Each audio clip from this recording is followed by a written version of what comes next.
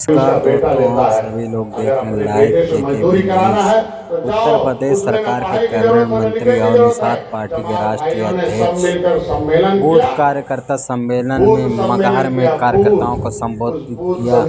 2027 को लेकर कार्यकर्ताओं में बड़ा जोश। बने रहे हमारे चैनल में, मिलते हैं अगली वीडियो में। जय हिंद, जय भारत। वो नौजवान लड़के डंडा लेके खड़ा रहेंगे, हाथी साइकिल को मारकर गांव से भगाएंगे और निषाद पार्टी को जिताएंगे। दूसरी जाति का हिस्सा लूटा जा रहा, तेली बड़े लोहार कहां पाल गणेली का भी हिस्सा लूटा जा रहा। जाओ उसको भी जगाओ और उसे भी बताओ कि मैंने अपने बच्चों का हिस्सा लेना है तो निषाद पार्टी में आओ। ये निर्बलों की पार्टी है, ये अपने आने वाली पीढ़ी की पार्टी है, गरीबों की पार्टी है, बेईमानों को भगाने वाली पार्टी है। इसीलिए इसमें हम आप लोग पढ़े लिखे सब लोग आए हो। इस सम्मेलन का मतलब यही है, निर्बल इंडियन शोषित हमारा दल। इसमें 5 उसमें शब्द है। निर्बल मतलब हम कमजोर हैं, सबल मतलब जो मजबूत हैं। जो देखो कौन निर्बल हो गया, कौन सबल हो गया। मैं तो खुलेआम बोलता हूँ, निषाद राज के वंशज रहे हो तब तुम राजा थे, राजा का बेटा राजा था, राजपुत्र का वंशज है निषाद राज का वंशज। हमारा राजपुत्र का खून है, हमें राजा बनने का खून है। तो राजनीति राजा बनाती है, तो निषाद पार्टी राजा बनाने वाली पार्टी है। आज नहीं कल हो जाएगा, देख लेना कैसे होगा। समय आने दो, किस तरीके से होते हैं। अगर बिना चुनाव लड़े, डॉक्टर संजय विधान परिषद भी हैं, चुनाव लड़े, हम जो है मंत्री दोनों सदनों के नेता हैं, बिना चुनाव लड़े।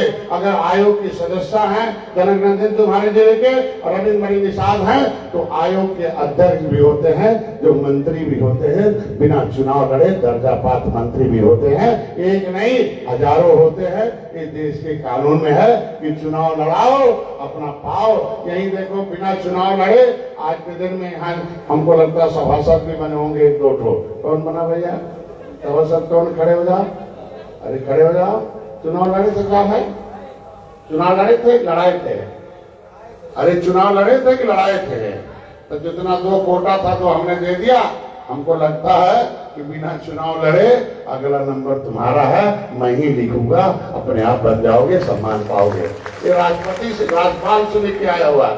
इसके मतलब मेरा जो ये हक है, मैंने किसी ऊंची जाति को नहीं लिखा है, ये निषादों को लिखा है। तीनों आयोग के सदस्य निषाद हैं। मेरे 1.5 दर्जन हमारे जो सभासद हैं वो भी निषाद हैं। हमारे दो हमारे सरकारी वकील हैं, फ्री में वकालत करते हैं। जाओ हमारे हाई कोर्ट में, कमलेश कुमारी लखनऊ में है, मेरा चंदन निषाद इलाहाबाद में। आपको फ्री में देश प्रदेश के जितने निषाद हैं उनका मुकदमा फ्री में निषाद पार्टी लड़ती है।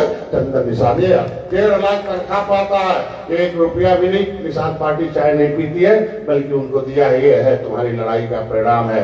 तुम्हारी 11 विधायक हैं। पहली बार है लखनऊ के उस विधानसभा में 51 विधायकों ने तुम्हारे आरक्षण की आवाज उठाई थी।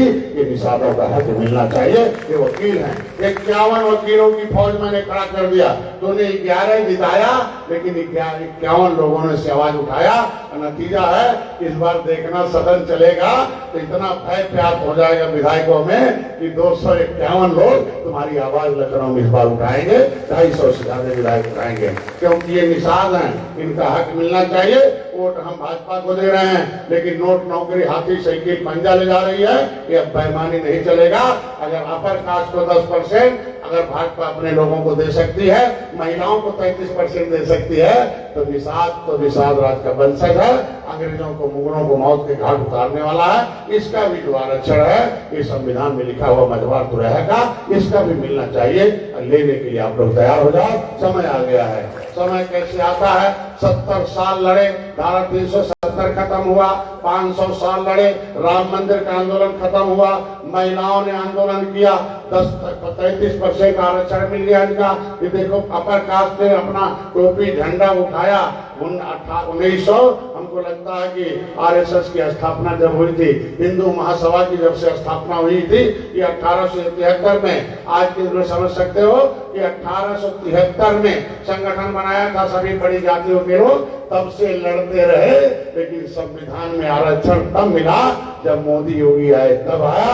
अगर 1871 से लड़ते लड़ते आरक्षण ऊंची जाति लोग अब 10% पाए हो, तो अभी तो तूने खाली 10 साल लड़ाई लड़ा है, अब समय आ गया है, 10 महीना और दे दो, देखो कैसे उत्तर प्रदेश की सरकार बदलती है, कैसे तुम्हारे आरक्षण पर विचार होता है, ये समय आता है। तुम्हें एक होना पड़ेगा। अब एक हो जाओगे तब अब निषाद नेता देखोगे, जब निषाद नेता देखोगे तो कहां से बच्चा देखोगे, निषाद पार्टी देखोगे तो बच्चा का अधिकार मिलेगा। इसी में अंतर है।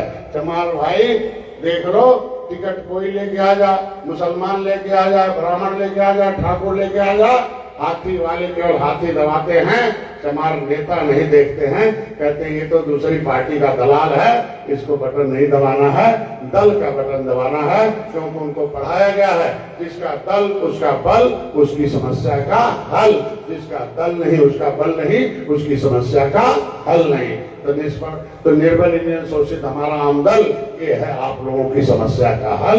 यही मेरा कहने का मतलब था। मैं अब ज्यादा नहीं, ये निषाद पार्टी का एक किताब है, ये किताब है, ये घर घर जाना चाहिए।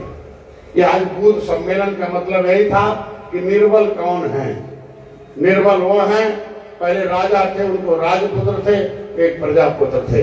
राजपुत्र स्वर्ग में थे, प्रजापुत्र कमाते खिलाते थे राजाओं को। बाद में यहाँ मुगल अंग्रेज आ गए, यहाँ दलाल पैदा कर दिया। मुगल आए, वो भी दलाल पैदा कर दिया। उन्होंने तलवार उठाया और तलवार से सलवार पहना दिया, और नतीजा हो गया कि तलवार से जो सलवार पहनने वाले थे, दो अंग्रेजों मुगलों ने गद्दार पैदा किया। एक गद्दार पुत्र हो गए, एक राष्ट्रपुत्र हो गए। गद्दार पुत्र जो है अंग्रेजों मुगलों की तरफ से उनको तलवार ले लिया, अंग्रेजों की तरफ से तोप ले लिया। हमारे लोग ही अंग्रेजों मुगलों की तरफ से सिपाही में भर्ती हो गए और हमारे लोगों पर गोली मारने लगे। वो गद्दार पुत्र अंग्रेजों की तरफ से लड़ रहे थे, गद्दार पुत्र मुगलों की तरफ से लड़ रहे थे, और राष्ट्रपुत्र जो थे वफादार पुत्र निषाद वंश के लोग अंग्रेजों मुगलों से लड़ रहे थे, देश के लिए लड़ रहे थे, देश की आजादी के लिए लड़ रहे थे। ये है जो गद्दार पुत्र थे वो अमीर हो गए, और जो राष्ट्रपुत्र थे गरीब हो गए, क्योंकि अंग्रेजों मुगलों ने कानून बनाकर जमीन छीन लिया। अंग्रेजों मुगलों ने कानून बना के छीन लिया। अंग्रेजों ने तमाम रेजिमेंट बनाया था भाई, महार रेजिमेंट बनाया था। पूछना हाथी वालों से, उनके वंश के लोग अंग्रेजों के समय महार सेना में भर्ती होकर, महाराष्ट्र में महार मतलब होता है चमार, उत्तर प्रदेश में चमड़े का काम करने वाले को चमार कहते हैं। अंग्रेजों ने महार सेना बनाया था। महार सेना में चमार भाइयों के घर के लोग भर्ती होकर अंग्रेजों की तरफ से गोली चला रहे थे, और मेरे वंश के लोग अंग्रेजों पर गोली चलाकर देश को आजाद करा रहे थे। ये तुम्हारा खून है, ये तुम्हारी पहचान है। आज के दिन में अगर लेना है तो इसको पहचानना पड़ेगा, तब जाके काम चलेगा। जो गद्दार पुत्र थे वो अमीर हो गए, और जो वफादार पुत्र हो गए गरीब हो गए। 12 अक्टूबर 1871 को क्रिमिनल काल घोषित करके जमीन जायदाद छीन लिया।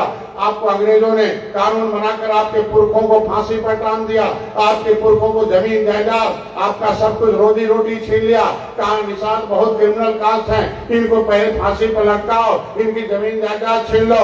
उन लोगों ने कहा ये बहुत चालाक जाति है, ये लोगों का मुड़ा खाती है, ये बहुत चालाक जाति है, ये 50 फुट ऊपर ताड़ के पेड़ में भी जान जाती है कि कितना नशा इसमें। 100 फीट नीचे अगर मछली है तो भी जान जाते हैं कितना बड़ा है। ऐसी स्थितियों में निषाद बहुत चालाक जाति है, ये क्रिमिनल जाति है।